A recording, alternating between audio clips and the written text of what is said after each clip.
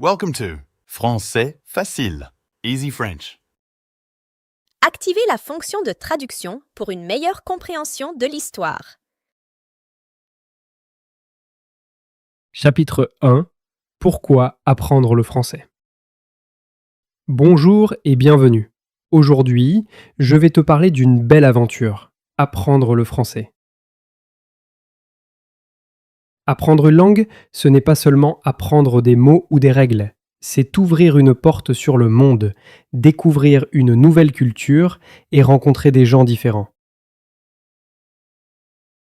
Je m'appelle Alexandro, je viens du Brésil et j'habite à Lyon, une grande ville du sud de la France, pleine de vie et d'histoire. J'apprends le français depuis quelques mois et chaque jour, j'en découvre un peu plus. Quand je suis arrivé à Lyon, je savais dire seulement quelques mots. Bonjour, merci, au revoir. C'était tout. Mais je voulais parler avec les gens, comprendre ce qu'ils disaient, commander un café, poser des questions, rire avec eux. J'avais un rêve simple, vivre en français, pas seulement l'étudier.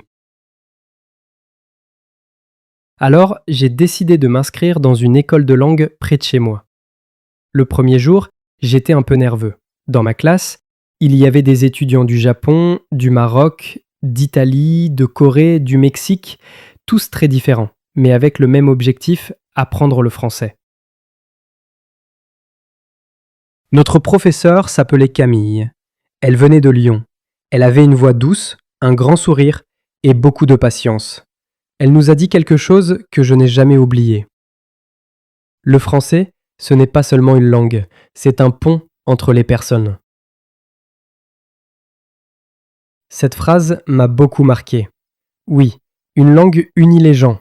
Grâce au français, je peux parler avec des personnes du monde entier, lire des livres magnifiques, regarder des films, écouter des chansons et comprendre une nouvelle manière de penser.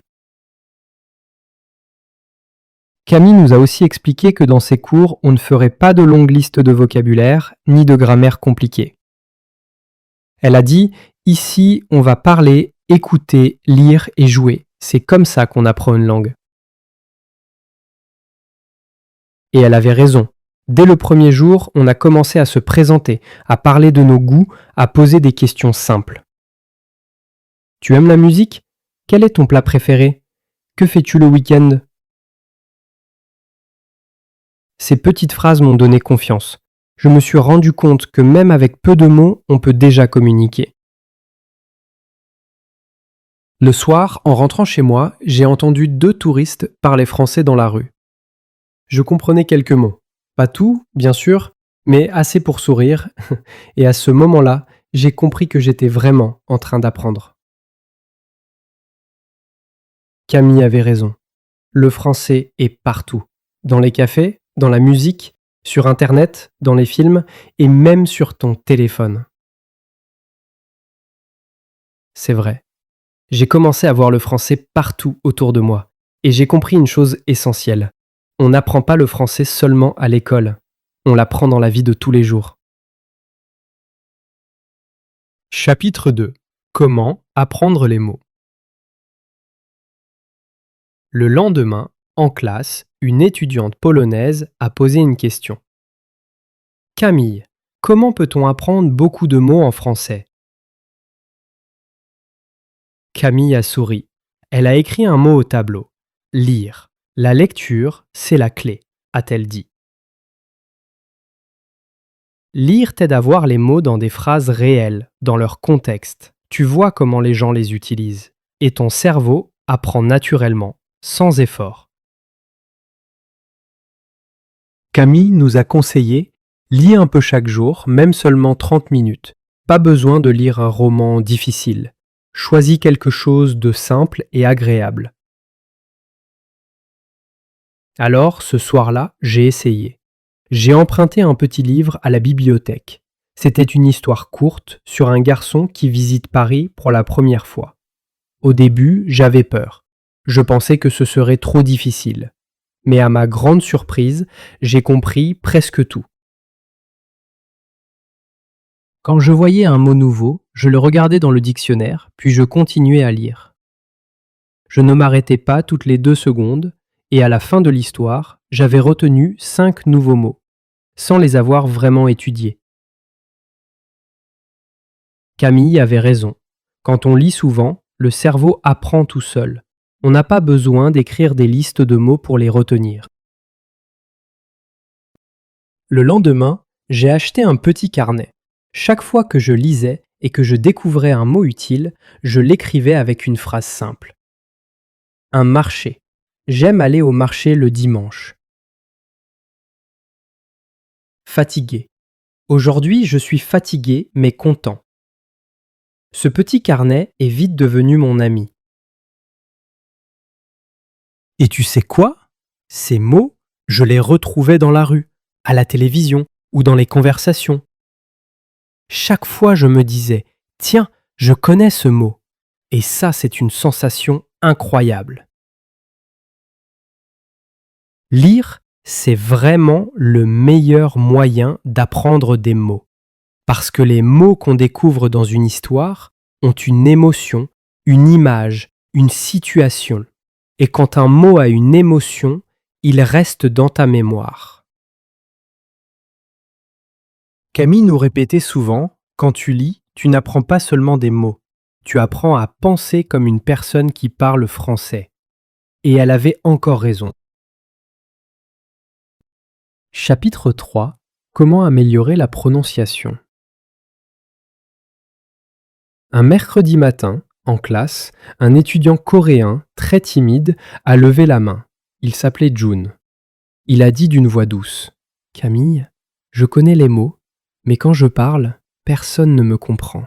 Ma prononciation est mauvaise. » Tout le monde a écouté attentivement, et Camille a répondu avec gentillesse. « C'est normal, Jun. Beaucoup d'apprenants ont ce problème. Mais il existe une méthode très efficace. Elle s'appelle le shadowing. » Elle a expliqué. Le shadowing, c'est quand tu écoutes un locuteur natif et que tu répètes en même temps que lui. Tu imites sa voix, son rythme, sa respiration. Tu es comme son ombre. Elle a ouvert son ordinateur et a lancé une vidéo d'un Français qui parlait lentement et clairement. Bonjour, je m'appelle Thomas. Je suis très content d'être ici aujourd'hui. Camille a mis la vidéo sur pause et nous a dit « Maintenant, répétez avec lui, ensemble, écoutez et parlez. » Nous avons tous répété « Bonjour, je m'appelle Thomas, je suis très content d'être ici aujourd'hui. » Au début, c'était un peu étrange, mais après quelques minutes, c'était amusant. On riait, on s'encourageait. Camille nous a expliqué. Votre bouche doit apprendre à bouger autrement. Le français, c'est une musique différente. Le shadowing aide votre bouche à faire de nouveaux mouvements. C'est vrai. Au bout de quelques jours, ma bouche semblait comprendre toute seule comment faire les sons. Je disais mieux les R, je faisais moins d'erreurs et surtout, je parlais avec plus de confiance. Le soir, je continuais à la maison. Je regardais des vidéos en français sur YouTube, je mettais des écouteurs et je répétais en chuchotant. Bonjour, comment ça va? Je suis heureux aujourd'hui. Le soleil brille à Lyon. Petit à petit, ma prononciation s'est améliorée. Camille disait toujours « La prononciation, ce n'est pas être parfait, c'est être clair. » Et elle ajoutait « Si tu veux parler bien, parle tous les jours.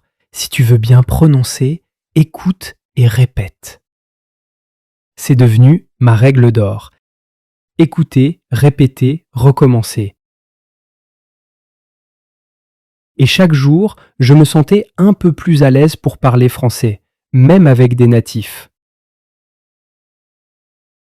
Chapitre 4. Comment apprendre la grammaire? Le jeudi matin, je suis arrivé en classe un peu fatigué, mais très motivé. J'avais travaillé la veille dans un petit café près de la place Bellecour et j'avais parlé beaucoup en français. J'avais fait quelques erreurs, mais les gens me comprenaient. Et ça, pour moi, c'était déjà une victoire. Ce jour-là, un étudiant italien, Luca, a levé la main et a dit « Camille, parfois je veux parler, mais je m'arrête. Je pense trop à la grammaire. Je ne sais pas si j'utilise le bon temps ou la bonne phrase. Alors, je préfère me taire. Que dois-je faire ?» J'ai senti que la question me concernait aussi. Moi aussi, j'avais peur de faire des fautes. Camille a souri et a écrit 2 mots au tableau. Parler, examen. Puis elle nous a expliqué. Quand tu veux parler français, tu n'as pas besoin d'être parfait. Tu n'as pas besoin de connaître toutes les règles. Quand tu veux réussir un examen, oui, tu dois étudier les règles en détail. Elle s'est tournée vers nous. Mais si votre but est de parler, alors la meilleure grammaire, c'est la grammaire que vous voyez dans la vraie vie, dans les livres, dans les vidéos, dans les conversations. Elle avait raison. À Lyon, chaque jour, je voyais des phrases sur les panneaux, dans les magasins, dans les annonces. Je les lisais sans même m'en rendre compte. Et inconsciemment, je mémorisais la structure des phrases. Camille a ajouté. Lisez beaucoup, écoutez beaucoup. Vous verrez la grammaire en action. Vous comprendrez les temps, les articles, les prépositions, sans ouvrir un manuel. Après le cours, je suis allé à la bibliothèque. Je me suis installé devant un ordinateur et j'ai cherché des textes simples en français. Je suis tombé sur un site avec des histoires courtes adaptées au niveau A1 et A2. Chaque histoire utilisait un temps précis, le présent, le passé composé, le futur proche. C'était comme une petite lumière dans ma tête. J'ai lu un texte au présent, je me lève à 7 heures, je prends mon petit déjeuner, je vais au travail. Puis un au passé composé. Hier, j'ai visité le musée, j'ai appris beaucoup de choses. Et un au futur proche, ce week-end, je vais aller au marché, je vais acheter des fruits. C'était simple, clair, motivant. Plus tard, au café où je travaillais, une cliente m'a demandé « Est-ce que le gâteau est frais ?» J'ai répondu « Oui, il est frais, nous l'avons préparé ce matin. » J'ai utilisé sans réfléchir le passé composé. Et j'ai réalisé, la grammaire venait naturellement. Je ne pensais pas aux règles, je pensais simplement à communiquer. Camille avait raison. La grammaire, c'est comme l'eau d'une rivière. Tu n'as pas besoin de la contrôler. Tu dois simplement apprendre à nager dedans. Chapitre 5. Comment écouter et comprendre. Le lendemain, Camille nous a annoncé « Aujourd'hui, nous allons parler de l'écoute. » Une étudiante brésilienne, Sofia, a dit « J'écoute des vidéos en français, mais les gens parlent trop vite. Je comprends très peu. Que puis-je faire ?» Camille a écrit au tableau « Écoutez tous les jours ». Puis, elle a expliqué « L'écoute, c'est comme un muscle. Si tu l'utilises chaque jour, il devient plus fort. Si tu ne l'utilises pas, il devient faible. » Ensuite, elle a ajouté un deuxième conseil. Écouter des audios faciles. Si c'est trop difficile, ton cerveau bloque, tu te fatigues, tu arrêtes. Choisis quelque chose que tu comprends à 50 ou 60% et que tu aimes écouter. Puis, elle nous a révélé son secret. Écouter le même audio plusieurs fois. Elle a lancé un court enregistrement. Je m'appelle Hugo. Je vis à Lyon. Je travaille dans un restaurant. Nous avons écouté une première fois, puis une deuxième fois, puis une troisième fois. Camille a demandé Avez-vous compris plus de choses la deuxième fois? Tout le monde a répondu oui. C'est là que j'ai compris. Le cerveau ne comprend pas tout d'un coup, mais il comprend de mieux en mieux quand on répète. Le soir, en rentrant chez moi, j'ai testé la méthode. J'ai trouvé un petit podcast pour débutants, je l'ai écouté 3 fois. La première fois, j'ai compris quelques phrases. La deuxième fois, un peu plus. La troisième fois, presque tout. J'étais surpris et très fier. Le lendemain, au café, un client m'a dit « Bonjour, je voudrais un chocolat chaud et un croissant, s'il vous plaît. » Et j'ai compris tout de suite, sans effort. J'ai répondu calmement « Bien sûr, je vous apporte ça. » Quand le client est parti, j'ai souri comme un enfant. 3 semaines plus tôt, je n'aurais rien compris. Camille avait raison, la répétition change tout, même les oreilles apprennent. Chaque soir, je continuais. Je regardais une vidéo avec sous-titres, puis je la regardais une deuxième fois sans sous-titres, puis je répétais quelques phrases à voix basse. Petit à petit, j'ai senti que le français entrait dans mes oreilles comme une musique familière. Chapitre 6. Comment parler avec confiance. Un lundi, Camille a commencé la leçon avec un grand sourire. Cette semaine, nous allons travailler votre confiance en vous. Beaucoup d'étudiants pensent qu'ils doivent être parfaits pour parler. C'est faux. Vous pouvez parler dès aujourd'hui. Elle a ajouté, si vous attendez d'être parfait, vous ne parlerez jamais. Parlez maintenant, même avec des phrases simples. Ouvrez la bouche, laissez sortir les mots. Puis, elle nous a fait travailler en binôme. On devait poser des questions faciles. Qu'est-ce que tu fais dans ton temps libre? Tu préfères le thé ou le café? Quel est ton film préféré? C'était simple, mais efficace. On riait, on parlait, on oubliait notre peur. Une étudiante turque m'a dit « Alexandro, ton français est clair. » Cette phrase m'a donné beaucoup d'énergie. Camille nous a ensuite donné une activité amusante, le jeu du « Qui suis-je ». Un étudiant pense à un objet, les autres posent des questions. Est-ce que c'est petit? Est-ce que ça sert pour cuisiner? Est-ce que ça fait du bruit? On parlait sans s'en rendre compte. À la fin du cours, Camille nous a expliqué une astuce très utile. Si vous êtes seul, entraînez-vous devant un miroir. Parlez de votre journée, de votre famille, de vos projets. Votre bouche va s'habituer à parler français. Vous gagnerez en confiance. Le soir même, j'ai essayé. Je me suis regardé dans la glace et j'ai dit « Bonjour, je m'appelle Alexandro. Aujourd'hui, j'ai travaillé au café. J'ai parlé avec un client italien. Ce soir, je suis un peu fatigué mais heureux. »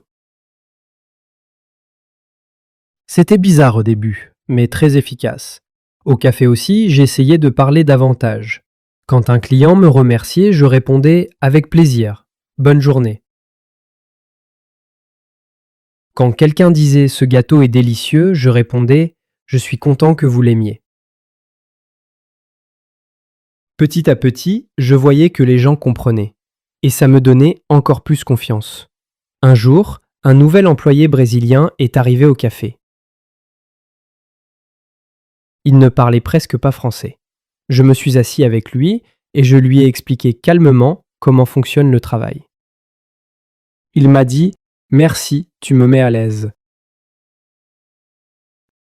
À ce moment-là, j'ai compris quelque chose de très important. Quand on aide quelqu'un à parler, on se rend compte qu'on a fait beaucoup de progrès. Ce jour-là, j'ai su que je pouvais parler français sans peur. Chapitre 7. Comment penser en français? Un mardi matin, je me suis réveillé avec une sensation étrange mais très agréable. Pendant la nuit, j'avais fait un rêve en français. Ce n'était pas un long rêve, mais je me souvenais clairement d'une scène. Je parlais avec une femme dans un café lyonnais et tout se déroulait naturellement, sans traduction, sans hésitation. C'était la première fois que cela m'arrivait et j'ai compris que quelque chose avait changé dans ma tête. À l'école, j'ai raconté cela à Camille. Elle a souri et m'a dit « Rêver en français est un signe très important. Cela signifie que ton cerveau commence à penser dans la langue. C'est un grand pas. » Puis, elle a posé une question à la classe. Est-ce que vous pensez encore dans votre langue maternelle? Est-ce que vous traduisez chaque phrase dans votre tête?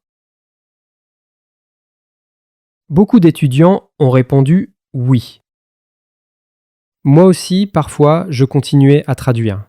Camille a écrit au tableau « Pensez en français ». Ensuite, elle nous a expliqué. Les personnes qui parlent couramment ne traduisent pas. Elles pensent directement en français. Vous pouvez apprendre à le faire vous aussi, mais cela demande de l'entraînement. Elle nous a donné plusieurs petites activités simples et très efficaces. 1. Parler à soi-même en français. Même si vous êtes seul, dites quelques phrases en français. Ce que vous faites, ce que vous voyez, ce que vous ressentez. 2. Décrire les choses autour de vous. Regardez un objet et décrivez-le en français. C'est une tasse. Elle est blanche. Je bois mon café dedans. 3. Planifier sa journée en français. Le matin, pensez ou dites « Aujourd'hui, je vais au travail. Ensuite, je vais faire des courses.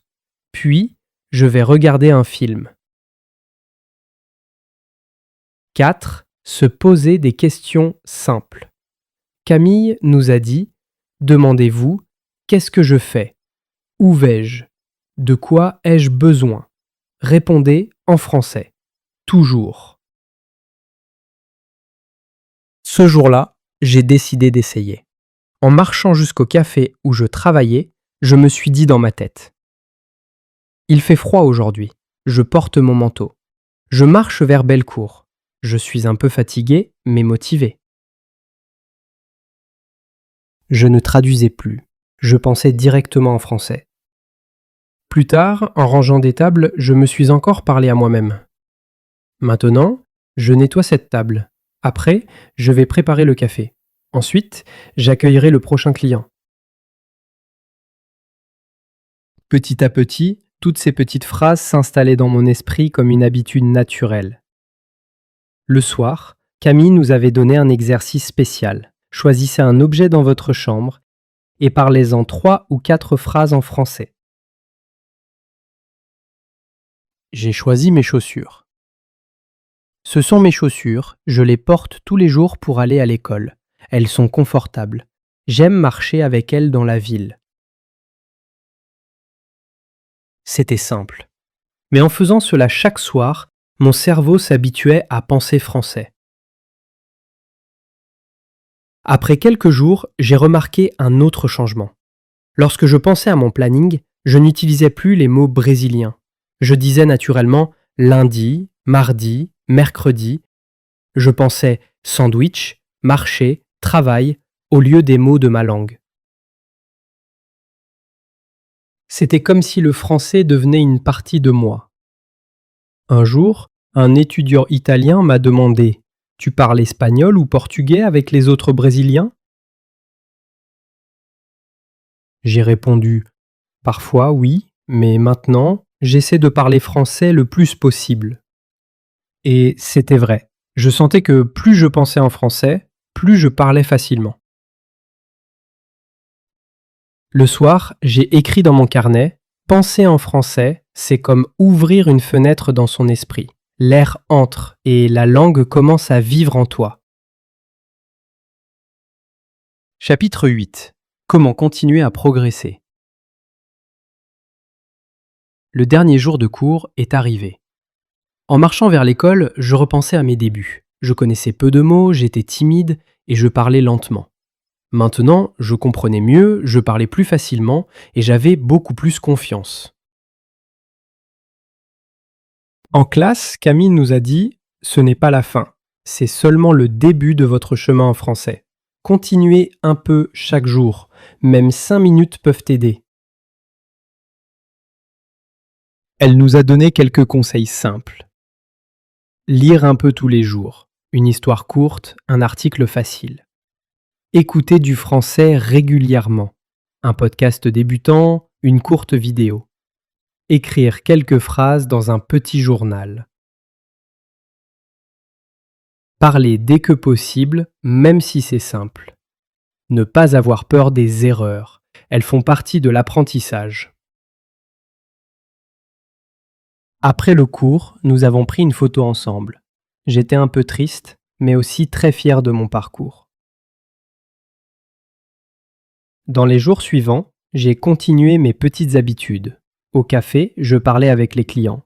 Quand je ne comprenais pas quelque chose, je demandais simplement « Pardon, pouvez-vous répéter ?» Les gens étaient toujours gentils. Le soir, j'ai écrit dans mon carnet. Chaque jour, un petit pas. Lire un peu, écouter un peu, parler un peu. C'est comme cela que le français devient une partie de la vie. Aujourd'hui, je continue à apprendre, lentement mais sûrement. Et je peux dire fièrement, je ne suis plus seulement un étudiant. Je vis un peu plus en français chaque jour.